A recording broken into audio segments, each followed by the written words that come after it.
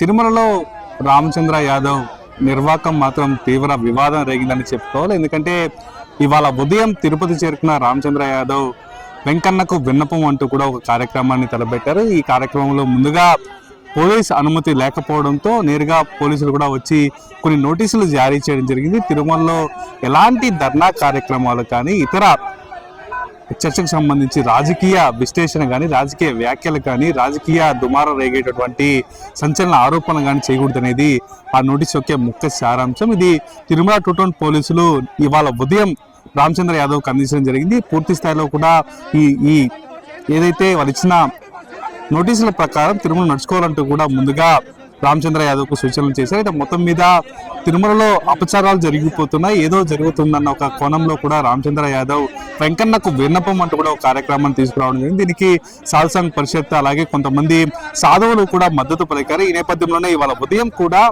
ఈ ధర్నా కార్యక్రమాన్ని ప్రారంభించారు. అయితే మొత్తం మీద ఇవాళ ఉదయం అలిపిరి దగ్గర నుంచి నడుచుకుని వెళ్ళిన రామచంద్ర యాదవ్ బృందం నేరుగా తిరుమలకు చేరుకుని అక్కడ నుంచి అన్నప్రసాద కేంద్రంలో అన్నప్రసాదాన్ని స్వీకరించి నేరుగా ఆలయం ముందుకు వెళ్ళారు. ఆలయం ముందు వెళ్ళిన వెంటనే ధర్నాకు దిగడం తీవ్ర చర్చనీయాంశంగా మారింది. ఎందుకంటే తిరుమలలో రాజకీయ నాయకుల ప్రసంగాలు కావచ్చు, రాజకీయ చర్చలు కావచ్చు, రాజకీయ వ్యాఖ్యలతో పాటుగా ఎలాంటి ధర్నా కార్యక్రమాలు చేపట్టకూడదనే ఒక నియమం ఉంది. ఇది ఎప్పటి నుంచో వస్తున్న నియమం. ఈ నియమాన్ని ఎవరు తూట్లు పొడవకూడదనే ఉద్దేశంతో కూడా తాజాగా ఏర్పడిన కూటమి ప్రభుత్వం కొన్ని విశేషమైన చట్టాలను కూడా తీసుకురావడం జరిగింది. ముఖ్యంగా తిరుమలలో ఎవరైనా ఇలాంటి రాజకీయ విద్వేషాలకు కావచ్చు, రాజకీయ వ్యాఖ్యలకు కావచ్చు, ధర్నాలకు కావచ్చు, ఇతర కార్యక్రమాలు చేపడితే మాత్రం వాటిపైన కఠిన చర్యలు తీసుకొచ్చే విధంగా కూడా కొన్ని నిబంధనలు తీసుకురావడం జరిగింది. దీనికి సంబంధించి ఒక ప్రత్యేక నిబంధనలను కూడా ఏర్పాటు చేసి ఆ నిబంధనల ప్రకారం ఎవరు కానీ తిరుమల రాజకీయ వ్యాఖ్యలు, రాజకీయ దుమారం రేగే వ్యాఖ్యలు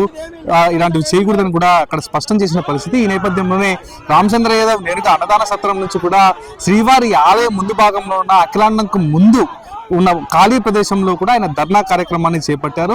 ఇలాంటి ధర్నా కార్యక్రమం తిరుమలలో చేపట్టడం నిజంగా నిషేధితమైన పరిస్థితి అయితే ఉంది. అయితే ఈ నిషేధిత పరిస్థితుల్లో కూడా ఆయన ఒక 100 నుంచి 250 మందిని తీసుకొచ్చి అక్కడ ధర్నా దిగడం మాత్రం తీవ్రంగా పోలీసులు ఆక్షేపించిన పరిస్థితి. తిరుమలలో మీకు ముందుగానే నోటీసులు జారీ చేశాం, తిరుమలలో ఎలాంటి ధర్నా కార్యక్రమాలు చేపట్టకూడదనే ఒక నియమాన్ని కూడా మీకు తెలిపాం. ఈ నేపథ్యంలోనే మీరు తిరుమలలో ధర్నా చేపట్టడం మాత్రం నిజంగానే ఇది ఖండించదగ్గ విషయం, మిమ్మల్ని ఖచ్చితంగా అరెస్ట్ చేస్తామంటూ కూడా ఆయన పోలీసులు అరెస్ట్ చేయడం జరిగింది. ఆయనతో పాటు వచ్చిన కార్యకర్తలు అలాగే కొంతమంది సాధువులను కూడా తీసుకెళ్లి తిరుపతిలోని అలిపిరి పోలీస్ స్టేషన్ తరలించడం జరిగింది. మొత్తం మీద వారు నేరుగా స్వామివారి హుండీలో తమ విన్నపాన్ని సమర్పిస్తామంటూ హామీ ఇచ్చి నేరుగా తిరుమలకు వచ్చి ధర్నా చేయడం మాత్రం నిజంగా ఖండించదగ్గ విషయంగా కూడా కొందరు హిందువులు చెప్తున్న పరిస్థితి కనిపిస్తుంది. మన పవిత్రతను మన పవిత్రమైన క్షేత్రాన్ని యొక్క విలువలను మనం దిగజారుస్తామా అంటూ కూడా కొందరు వ్యాఖ్యానిస్తున్న పరిస్థితి కనిపిస్తూ వస్తుంది. ఒక హోటల్ సంబంధించిన ఇష్యూలో ఆ హోటల్ కి ఎలాంటి రైట్స్ ఇవ్వకూడదు, ఆ హోటల్ పేరు మార్చాలి, ఇలాంటి అనేక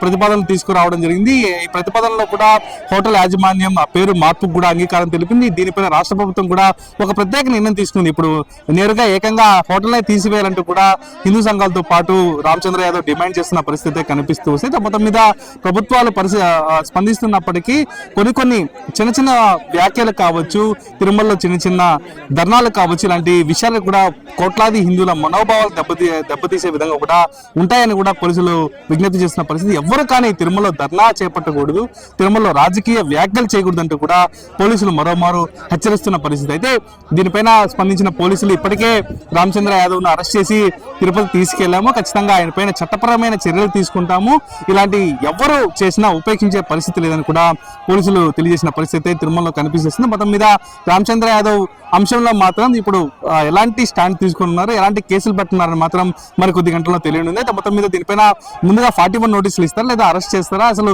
ఎలాంటి కార్యాచరణ రూపొందించబోతున్నారు, అసలు ఎలాంటి యాక్షన్ తీసుకోబోతున్నారు మాత్రం పోలీసులు మరి కొన్ని గంటల్లో తెలిపే అవకాశం అయితే మనకి తిరుమలలో కనిపిస్తూ వస్తుంది.